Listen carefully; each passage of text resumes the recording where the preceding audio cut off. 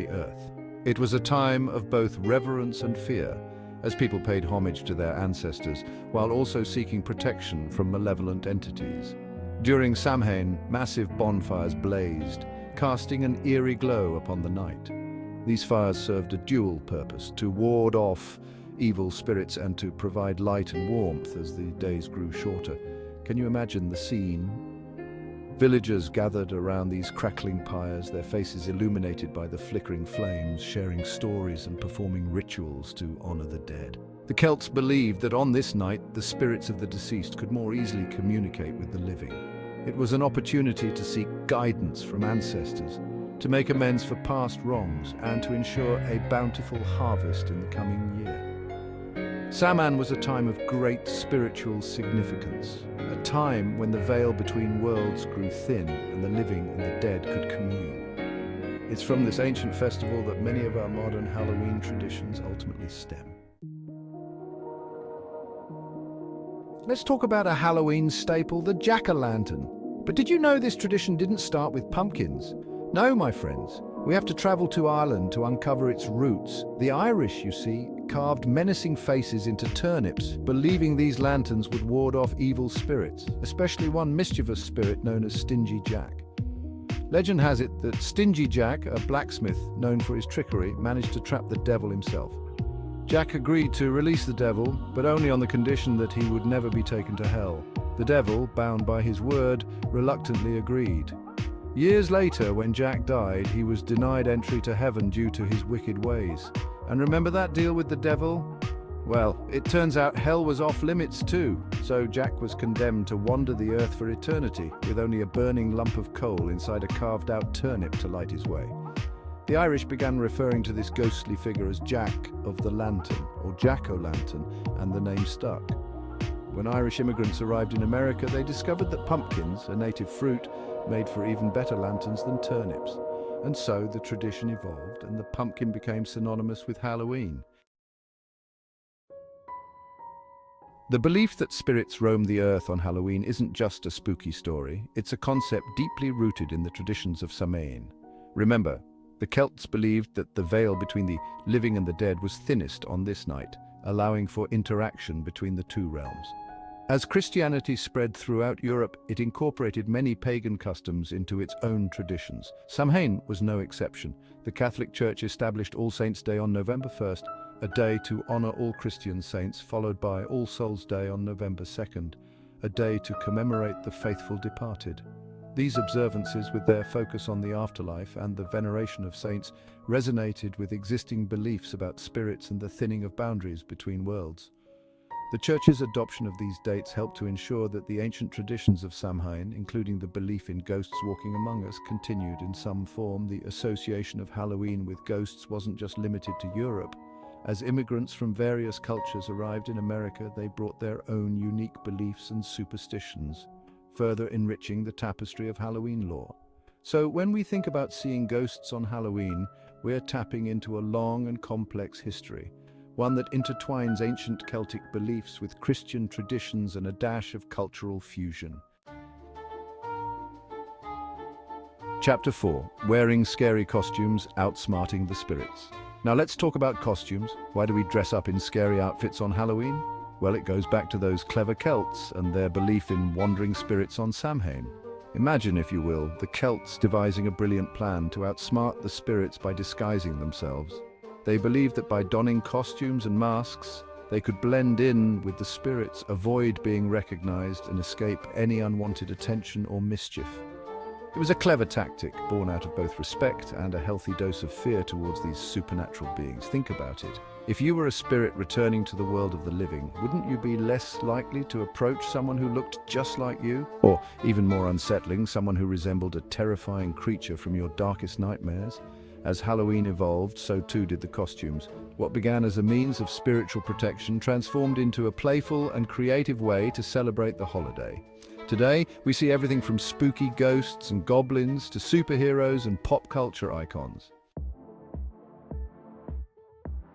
Chapter 5. Trick-or-treating, Appeasing the Spirits. Trick-or-treating, the heart and soul of Halloween for many, especially those with a sweet tooth. But this tradition, like many others associated with Halloween, has its roots in ancient practices. There are actually three main theories about its origins, all fascinating in their own right. Trick-or-treating evolved from the Celtic practice of leaving food and drink offerings for spirits on Samhain. Remember, the Celts believed that appeasing the spirits was crucial to ensuring a safe and prosperous year.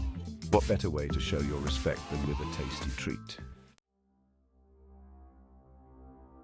Chapter 6. Black Cats. Feline Misconceptions. Black cats, sleek, mysterious, and often unfairly associated with bad luck, especially around Halloween. But where did this negative association come from? To understand, we need to delve into the annals of history, back to a time when superstitions held sway. During the Middle Ages, black cats became entwined with witchcraft and the supernatural. People believed that these felines were witches' familiars, supernatural companions that assisted witches in their magical endeavors. Some even believed that witches could shapeshift into black cats, adding to their air of mystery and fear. This association with witchcraft, fueled by superstition and fear, led to the persecution of both black cats and those accused of practicing witchcraft. The black cat became a symbol of evil, a harbinger of misfortune and ill omen. Sadly, this negative perception has persisted to some extent even today. Black cats are often overlooked for adoption, and their association with Halloween only seems to reinforce these unfounded fears. But let's remember that black cats are just like any other cat. Loving, intelligent creatures deserving of our compassion and respect. Chapter 7. Black and Orange, the colors of transition. Black and orange, the iconic color combination of Halloween. But have you ever stopped to consider why these particular colors are so closely associated with this spooky holiday? The answer, like many things Halloween-related, lies in the ancient Celtic festival of Samhain. For the Celts, black represented death, not in a morbid sense, but as a natural part of the cycle of life. Remember, Samhain marked the end of the harvest season and the onset of winter, a time when the days grew shorter, the nights longer, and the natural world seemed to prepare for a period of dormancy. Orange, on the other hand, symbolized the vibrant colors of autumn, the time of harvest, and the bounty of the earth. It represented the warmth and light of the summer sun, now fading as winter approached. Together, black and orange represented the transition from life to death, from light to darkness, from the warmth of summer to the chill of winter. They were powerful symbols of the cyclical nature of life, death, and rebirth, themes that were central to the Celts' understanding of the world. Chapter 8. Bobbing for Apples, a classic Halloween game that never fails to entertain, if not always succeed in keeping everyone dry. But this seemingly simple game has a surprisingly long and complex history, one that takes us all the way back to ancient Rome. The Romans celebrated a festival in honor of Pomona, the goddess of fruit trees, gardens, and orchards.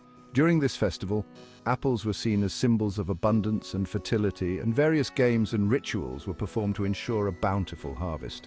One such game involved young people attempting to catch apples floating in water using only their teeth, a precursor to our modern-day bobbing for apples. This game was believed to represent a form of divination, with the first person to successfully catch an apple destined for good fortune in love and marriage. As Christianity spread throughout Europe, many Roman traditions were absorbed into existing customs, including those associated with Samhain.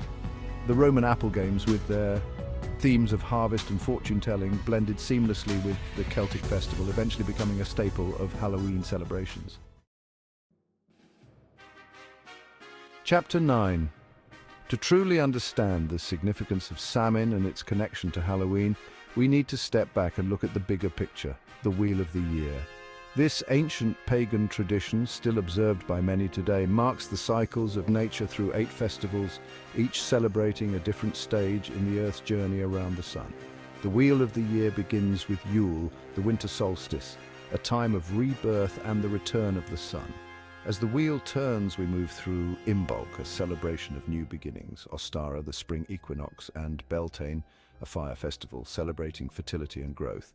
Next comes Letha, the summer solstice, marking the longest day of the year. As the days grow shorter, we celebrate Lammas, the first harvest festival, followed by Mabon, the autumn equinox, a time of balance and reflection.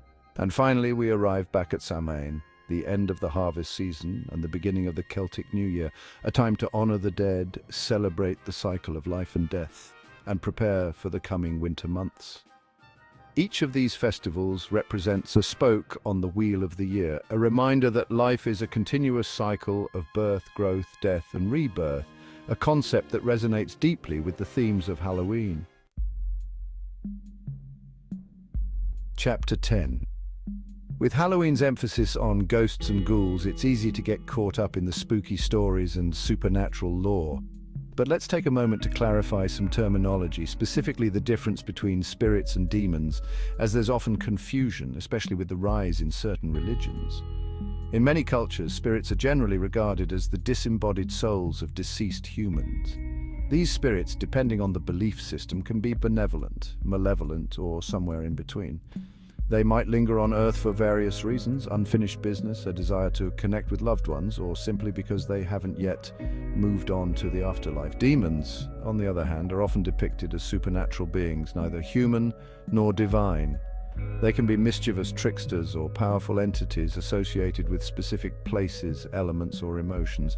In some belief systems, demons are seen as intermediaries between the human and divine realms, while in others they are considered malevolent entities to be feared. The distinction between spirits and demons can be nuanced and varies widely across cultures and belief systems. Thanks for joining us on this journey through the history of Halloween. We've explored its ancient Celtic roots, the evolution of its traditions, and the science behind some of its spookiest aspects. Take a moment to appreciate the rich history and cultural significance behind this beloved holiday. Don't forget to like, share, and subscribe for more fascinating insights into our world's traditions and cultures. Until next time, keep exploring, keep questioning,